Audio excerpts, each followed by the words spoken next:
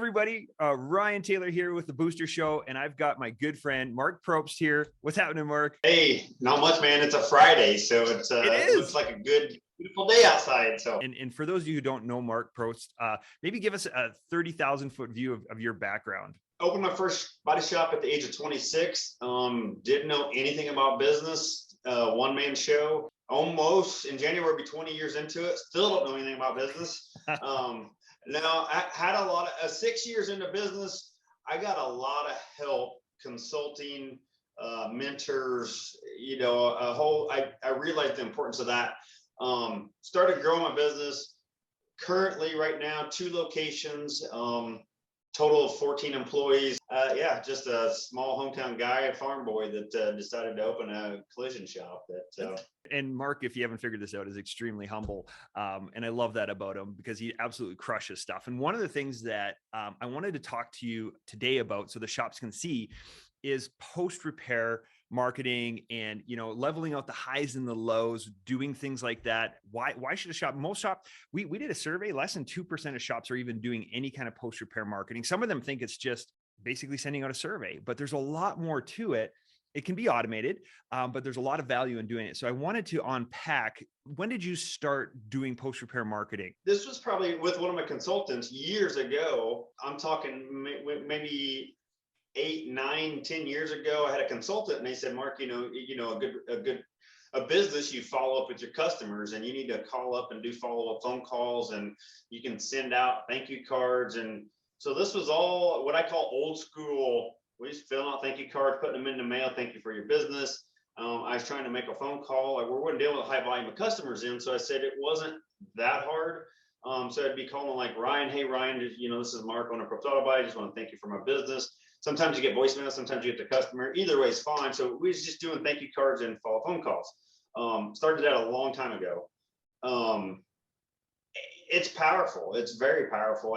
Personal phone call from the owner, that's cool. But about 3 or 4 years ago, we started using Body Shop Booster as, not to do a plug, but we started using Body Shop Booster as a platform for doing follow-ups, all automated.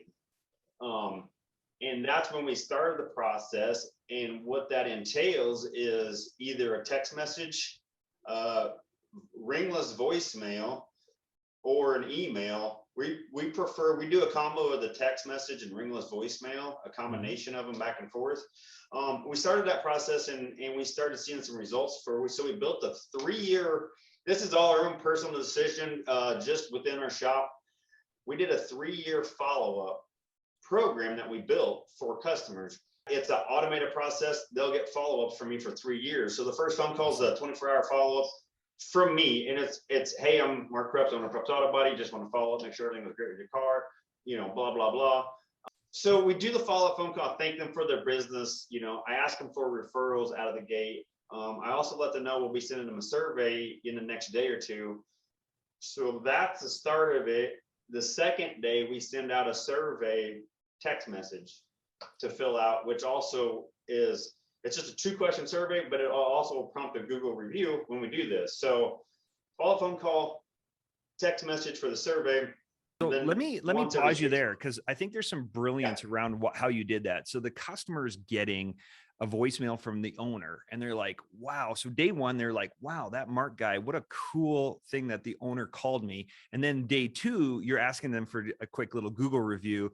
That's brilliant because it predisposes them to want to give you probably a better review. Is that a fair assumption? Yeah, totally. And I don't deal with any customers on the day-to-day, so I don't know any of these customers, but it's all pre-recorded, but it's, very sincere. It's me on there and they're getting this voicemail. I mean, whether they, it's one of those where you can't even if you know what's going on, you can't realize it's just a voicemail and how it even works. So right. Yeah. I think that's pretty cool. Yeah. It wouldn't matter if I was picking up the phone myself and doing this, like I said, depending on your volume, I'd have to do this maybe 15, 20 times a week with my cell phone dialing her numbers and doing this. And it's literally. So you were just about to tell us about the 1-month check-in. What is that all about? The 1-month check-in is where we strategically placed our timeline. Again, all personal decisions here. We discussed it. We thought 1 month was good to follow up to see if everything was good with their car. Because as you know, Ryan, a lot of people have problems with their car, but some people are afraid to tell you. So the 1 month follow-up call is another ringless voicemail. It's like, hey, and that one is actually one of my production manager that does the follow-up. Hey, this is Adam from Probst Autobody. We just wanted to make sure everything's good with your car, everything was going well. If you have it, if you have any issues, please give us a call. By the way, if you know of anybody ever needing our services, we appreciate any referrals. We add that referral piece on to everything that we do. Whole nother conversation, but we want to make sure that referral gets thrown in there because we want to touch on that and use that to our advantage. So the 1 month is hey, if you got any problems, let us know, because we want to fix it. We don't want people, because they're always saying is the people that complain, those aren't the ones you have to worry about. It's the people that don't complain that you have to worry about, because they're just not going to come back. A lot of the stuff, and it's not often, but I said you'll see it a handful of times a year, like, oh yeah, by the way, my my window or my mirror or something, I'm like, and it's usually like a 5 or 10 minute fix. So I think there's this mental block. I've had it. It's like, oh, once they're gone, if I follow up with them, they might have something wrong with it, and then I got to do extra work, but like there's that thought that I think every shop owner has at some point.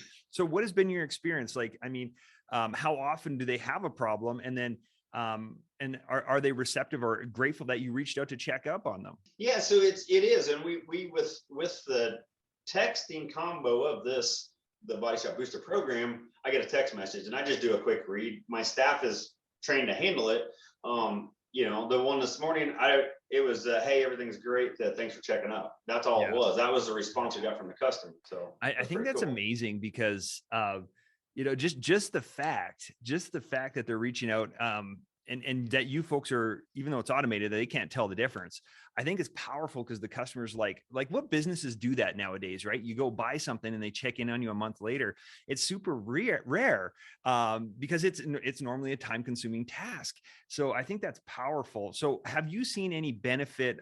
Tell us more about the benefits of actually doing the post repair marketing. So what we're seeing is, if there is a problem, number one, they'll come back. Well, let's start from the get-go of this. So the Google reviews have just shot up and up and up because people will leave reviews because you're asking, you're kind of telling them, but you're all asking them. So that has went up drastically. If you had any problems whatsoever, you're addressing it at the 1 month mark. Also, every 6 months that we're touching base, so we're also giving that opportunity to address, maybe something happened between the 1 month and 6 month or whatever. The other piece of this that we see a lot is, hey, I sold my car, I just want to let you know I sold my car. So we get feedback like that. Okay, great. What did you buy? What's your new car? Sure. So you're kind of leading us, having this conversation, and you're just keeping, we want to be, it's just like you can spend money on radio and other forms of marketing, but basically we're doing the same thing with this program because we're just keeping our name in front of them. The biggest question I have, and I think everybody might have a different opinion, and that's fine, is how often, because we didn't want to be too evasive, but at the same time, we want to make sure we're here. You may, for some people, it may be like, hey, we want to touch base once a month, so personal choice there. But we do every 6 months. So that's what we're seeing.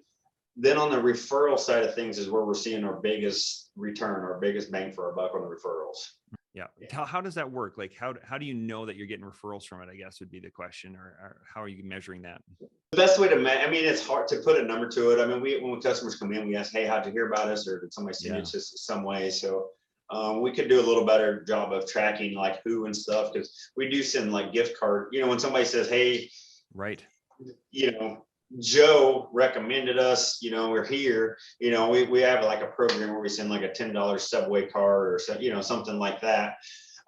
So we send those out, to follow up to see if Joe came from our program or not. We're not doing that great yet. We can always get better at things. So that's the one thing we get better at, but we just know our referrals just continue to climb, That's awesome. With this program by customers referring. And I think the key is like, it's asking for the referrals. I said, I'm blown away. I said, and when it started happening to me, it was that when somebody asked me, hey, we appreciate your referrals. And I'm like, yeah, I love you. Like, you guys were great. But, in the back of my head, I'm like, Norm, you got great. Yeah, service is pretty good. I'm like, does that mean I'm going to go tell like 4 or 5 people? No. I mean, it was good service. I like the guys. I'll go back. But I said, it's not like I was in a moment to go out there and tell people.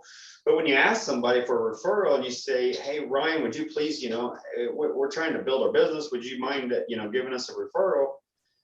You kind of have, I feel like a little obligation to like, hey, yeah, I want to help these guys out. Like these guys are asking for my help. And that's the way I've been on both ends of this. So I said, that's the way I perceived it. When somebody asked me, hey, can you help me out? I'm like, yeah, sure. I'll go to bat for you, I mean, it's a powerful thing. The data is clear that it's 70 times more expensive to go and try and market and acquire a new customer than it is to get an existing one to refer you or to repeat.